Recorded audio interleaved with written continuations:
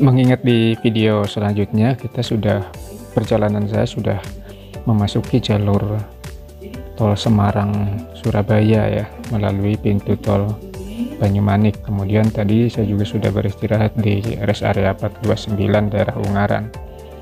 Nah, selanjutnya kali ini saya melanjutkan perjalanan setelah beristirahat sekitar 1 jam di rest area 429, mulai melanjutkan memasuki jalur tol Semarang Solo.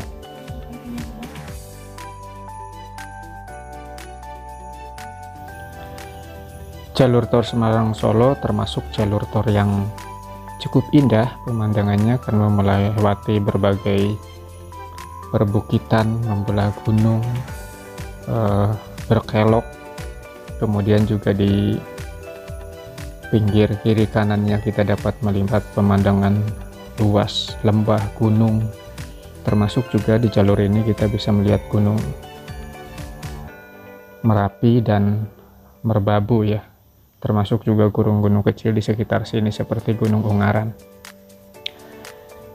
Di jalur ini juga terbentang banyak sekali jembatan-jembatan, baik itu yang memisahkan bukit dengan bukit, jembatan yang melintasi sungai dan lain sebagainya.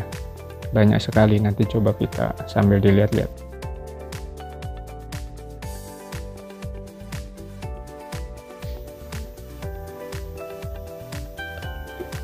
Rute pertama yang kita lalui dari sejak pintu tol Banyumanik tadi adalah rute Semarang Solo. Jalur tol Semarang Solo diresmikan atau mulai beroperasi 11 November 2011 dengan panjang 72,64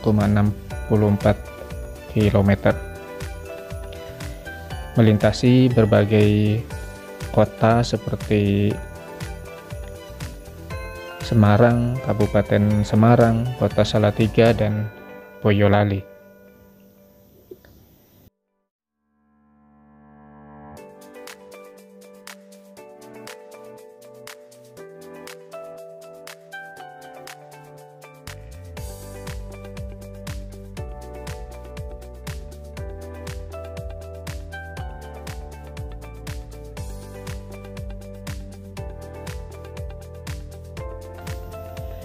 Di rute tol Semarang Solo ini terdapat beberapa rest area, ada di 429, 456, 487. Namun yang memiliki fasilitas SPBU hanya di rest area 429 Ungaran tadi yang sempat saya singgah, sehingga kalau kita melintasi jalur ini perlu kita perhatikan apabila kondisi BBM kita tidak full.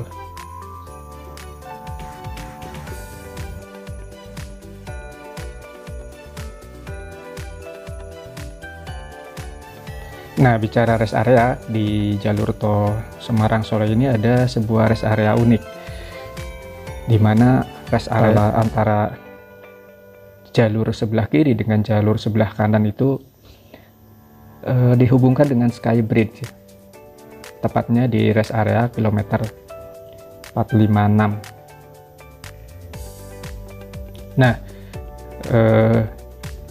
di perjalanan balik nanti saya akan sempatkan untuk mampir di sini untuk melihat seperti apa rest area ini, dan nanti akan saya review juga. Tapi memang di rest area ini tidak memiliki fasilitas SPBU, lebih condong ke rest area untuk istirahat, kuliner, makan, sekaligus juga wisata karena memiliki pemandangan yang enak. Dan keunikannya yang tidak ada di rest area lain yaitu adanya Skybridge yang menghubungkan sisi sebelah kiri dengan sisi sebelah kanan.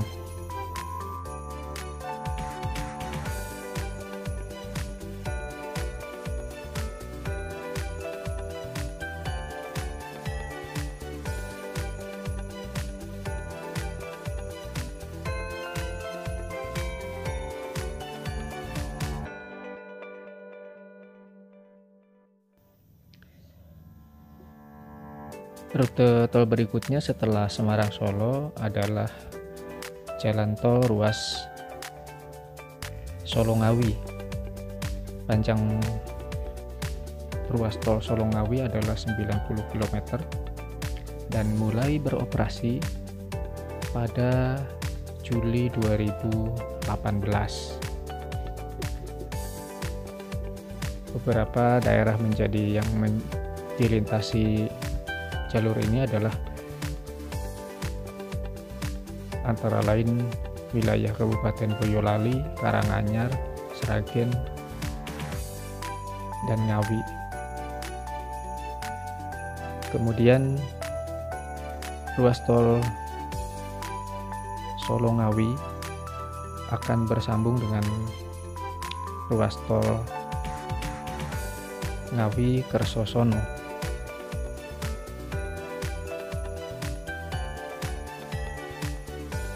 Jalan tol Ngawi Kertosono memiliki panjang 87,02 km yang menghubungkan Kabupaten Ngawi dengan Kertosono di Jawa Timur. Ruas tol ini melewati beberapa kabupaten antara lain Kabupaten Jombang, kemudian Nganjuk, Madiun, dan Ngawi. Nah, kemudian jalur tol ini di sebelah timurnya akan bersambung dengan ruas tol Kertosono Mojokerto.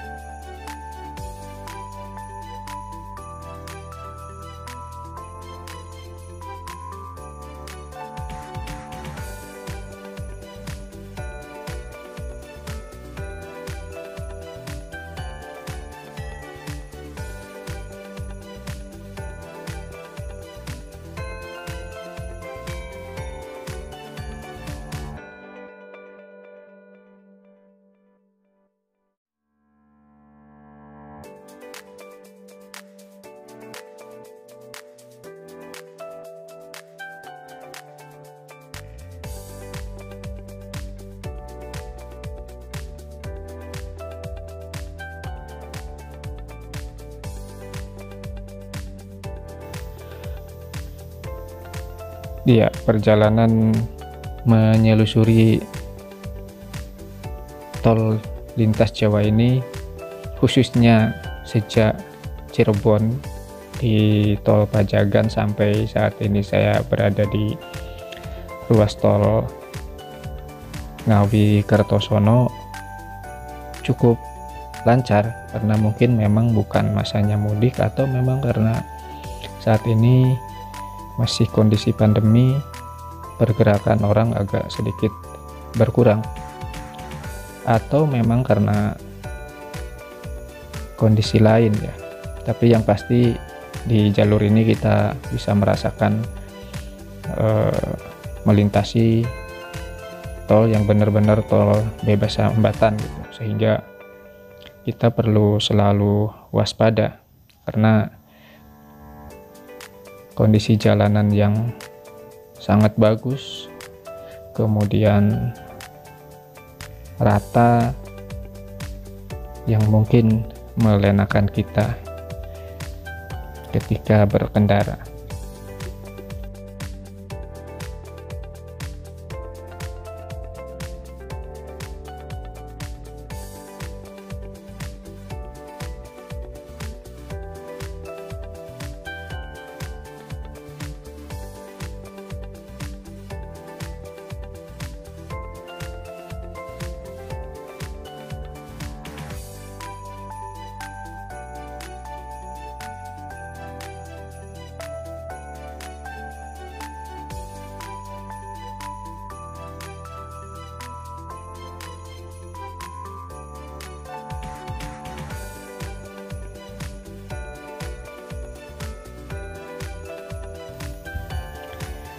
Baru saja tadi melewati exit tol Ngawi, dan setelah Ngawi kita akan memasuki daerah Madiun di kilometer sekitar 600-an ya.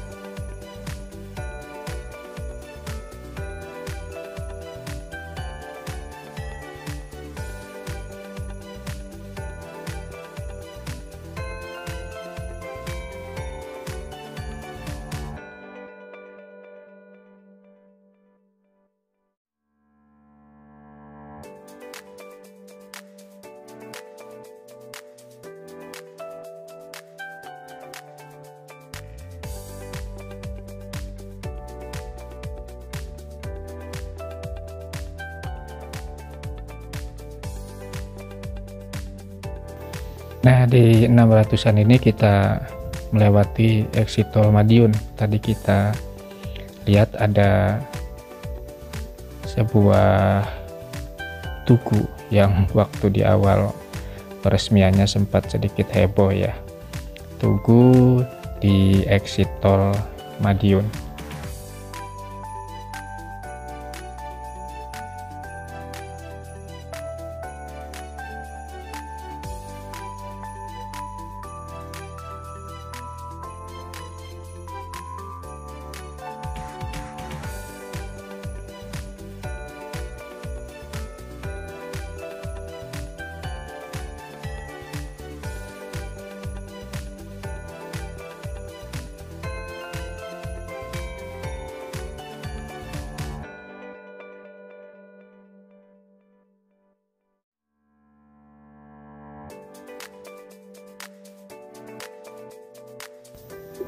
Ya, jadi di jalur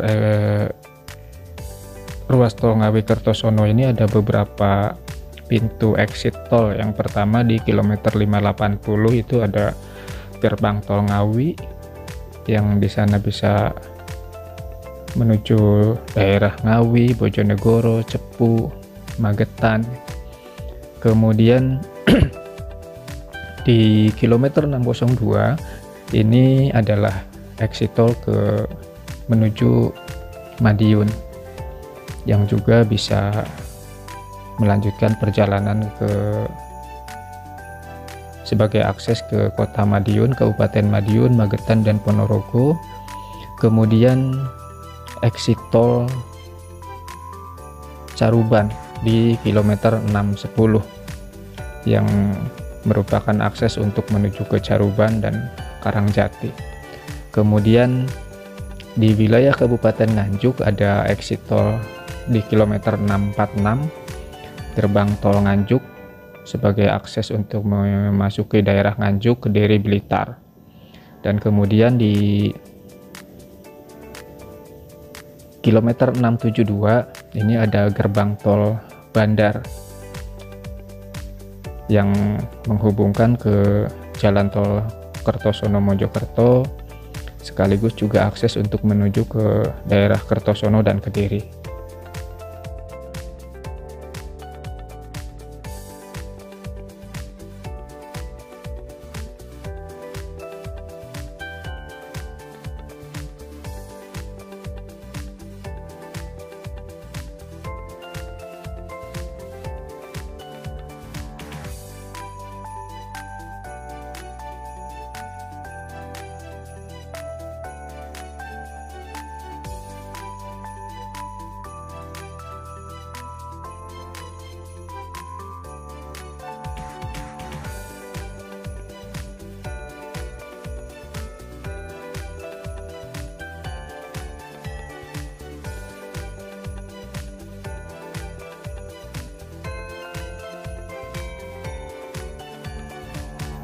Nah, ada yang unik juga nih di jalur tol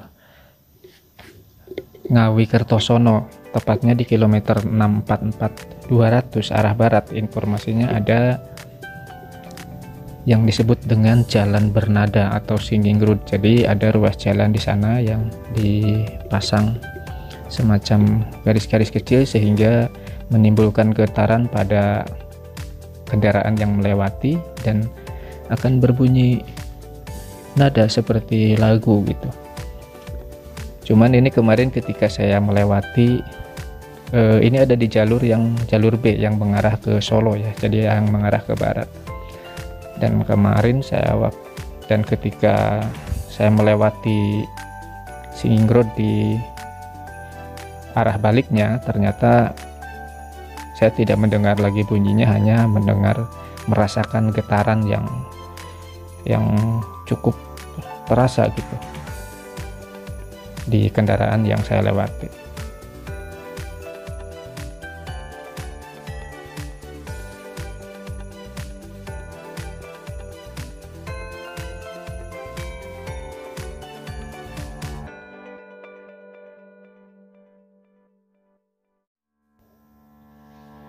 Untuk trip kedua kali ini dari jalur tol Semarang Surabaya, kebutuhan tol yang harus kita siapkan, yang pertama adalah dari ruas tol Semarang Banyuwangi itu kita bayar Rp5.000, kemudian ruas Semarang Solo kita bayar Rp65.500, kemudian ruas Solo Ngawi Rp91.000, kemudian ruas Ngawi Kertosono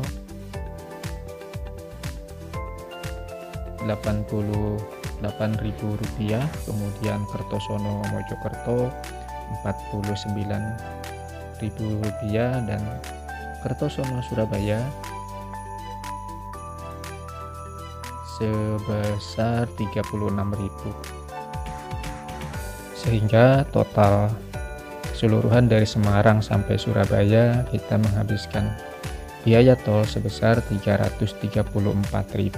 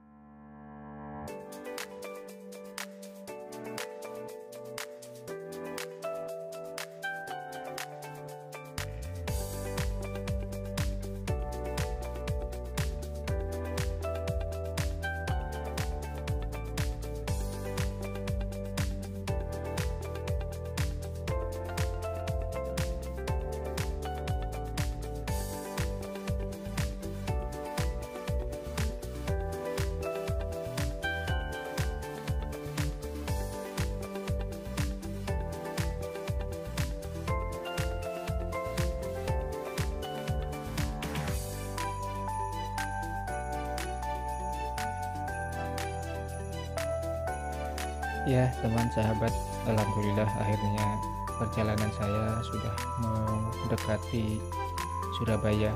Ini sudah di kilometer 700, sekitar 740-an kita masuk di ujung tol Kertosono Surabaya. Kita memasuki gerbang tol Warugunung. Di sini kita bayar sebesar 334.500.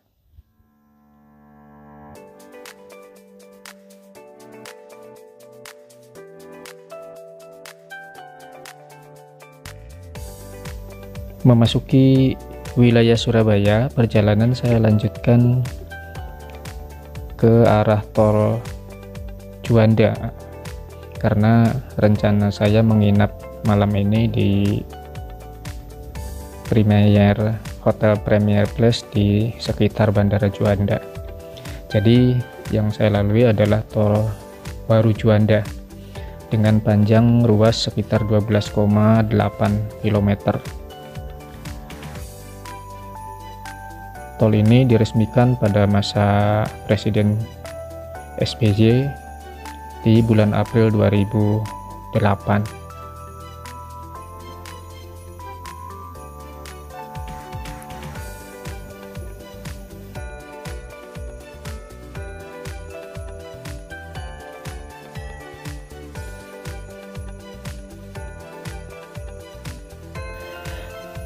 Oh ya, untuk konsumsi BBM saya kebetulan menggunakan kendaraan sedan Altis ya, lumayan hemat nih. Jadi hanya sekali mengisi BBM di kilometer 49 tadi sekitar 350.000, dan ini masih cukup banyak persediaannya gitu. Jadi perkiraan saya nanti kembali dari Surabaya ke Bogor hanya cukup mengisi sekali BBM.